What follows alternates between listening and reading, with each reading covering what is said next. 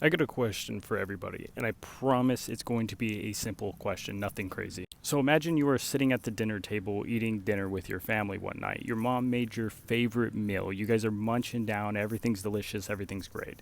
And after dinner's over, you go out on the porch. You're out on the porch, after eating this wonderful meal, you guys are all happy, everything's good, and you're staring off into the sky. And as you look into the sky, you start to see orbs flying around. You see a red orb, you see a blue orb, they're zipping around all over the place, and then they disappear into some kind of hole in the sky. What would be your first reaction? What would you think that thing is? Or do you think it's like the government doing something? Do you think it's Jinn? Do you think it's paranormal? Do you think it's UFOs? Because based off of all the research I've done, everything I can find, it is paranormal. Something like that would be the Jinn. It would be something more spiritual than a UFO or some crazy alien coming to probe rednecks in the middle of the forest. And this is no exception, especially whenever you get to the conversation of Skinwalker Ranch. This is something that is very popular, very commonly talked about, and one of the most documented hotspots about the paranormal.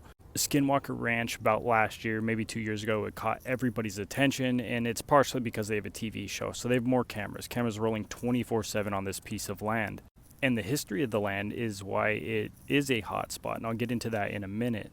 But before we continue, I need to do some self-promo. I promise it's only going to take 20 seconds tops. The books are still available. They are on donations only, so if you have not gotten any of them, please just go download it, give it a read. It's a quick read. It won't take much of your time. And since our merchant pulled the plug, they do not like us, so we can no longer sell beanies temporarily. We actually did something better. We fully released the brand Revert Society. It is out now, so if you haven't checked it out, I'll put a link in the description for you guys to look at it. I got a hoodie coming on the way. These designs are better. The hoodies are sourced from Pakistan. I'm trying to do my best to keep the money in-house, to keep it in the Muslim community and not really go out past that much further than it needs to go.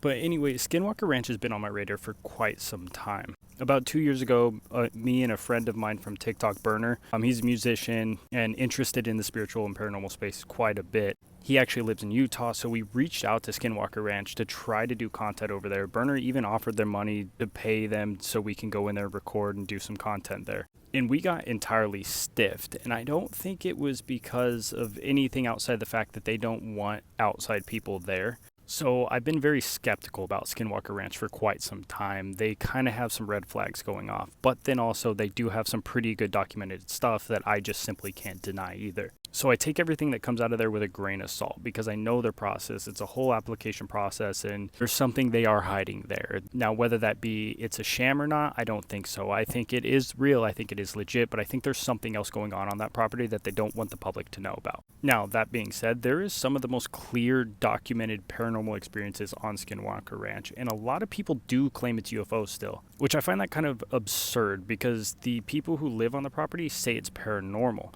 There was a rancher that lived there for about 20 months with his family whenever the last investor came through and took over. And whenever this new investor came in, he discovered that this rancher that lived there for 20 months, their entire family slept together on the floor in one bedroom because they were so scared of the place. There's another report that the rancher's wife one time, she got groceries, she brought all the groceries into the house and then put them all in the cabinet. Shortly after, she walked out of the kitchen. When she came back into the kitchen, all the groceries were out of the cabinets and back into the grocery bags.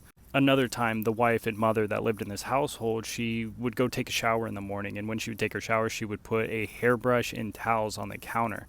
She would lock the door behind her, so the bathroom's completely locked up, but she would jump into the shower. Whenever she came out of the shower one time, the towel and hairbrush was completely gone, and the door was still locked.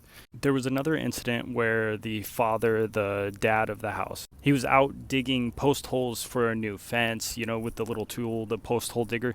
He's out digging multiple holes for this fence, and he set the tool into the dirt for a minute, wiped his brow, looked back down, and the tool was missing. 2 weeks later, they found that tool up in a tree. There's been multiple occasions, multiple reports where they find the bulls on the ranch in some sort of trance.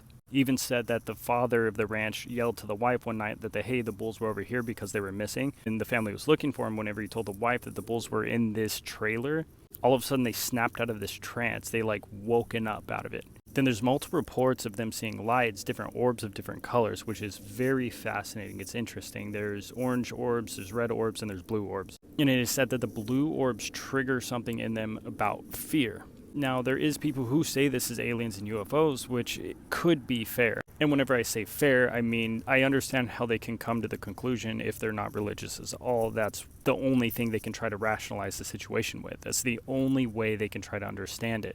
But if you have any ounce of religious faith inside your body, you're going to think otherwise. I mean, UFOs is a little bizarre because we've had no evidence that things outside of our planet has came to us. But there's a very good reason why this is a very big hotspot. This is because this is Native American lands. And I'm not saying Native American lands as if they just own the territory. I'm saying Native American tribes lived there for quite some time. They lived and passed away on this land. They're buried there. They did multiple rituals. If a group of somebody's is sitting on a plot of land for thousands of years doing rituals in that area, it's going to have a portal open. It's pretty obvious how this came to be. The ancestors of that land obviously worship Jinn. They were praying to and worshiping Jinn and doing rituals to the Jinn in this area. And with those thousands of years of rituals, with the thousands of years of worshiping something else other than God, these things have gotten pretty strong. And now they're demanding sacrifices. This is why they have found the cows destroyed multiple times.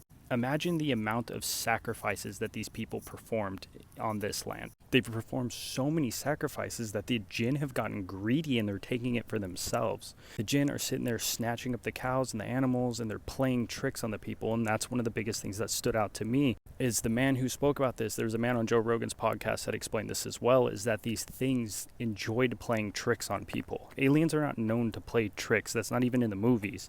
These things are tricksters, they're Jinn, they're having fun, they're playing around, they are the shaitan. Skinwalker Ranch is nothing more than a portal because of ancestors that lived and passed away and are buried on the property. They did these rituals for thousands of years. They've done countless rituals and gave so much energy to the shaitan that these things are not going away anytime soon. Everybody that comes in there just either treats it like UFOs or it's just some kind of poltergeist. And as much as I love the story of Jesus and the story of Isa and the message behind it, the name Jesus isn't going to run out Jinn. It doesn't work. Unfortunately, that's not true. It would be beautiful if we can run around and just quote gospel and scream Jesus and bad things would go away, but unfortunately that's just not the case. So I've been thinking about it a little bit more, and I'm actually trying to gear up to start doing more paranormal investigation stuff, but I want to come about it a little bit different. I want to go to these hotspots, these areas that claim to have Jinn activity, and I want to go in and do a paranormal investigation in there. But I want to go about it with the idea of it being fake or not. I think there's a lot of areas where they claim to have portals that are actually fake, that people are either doing it for clout or they're either doing it to get attention or people to buy tours of a property.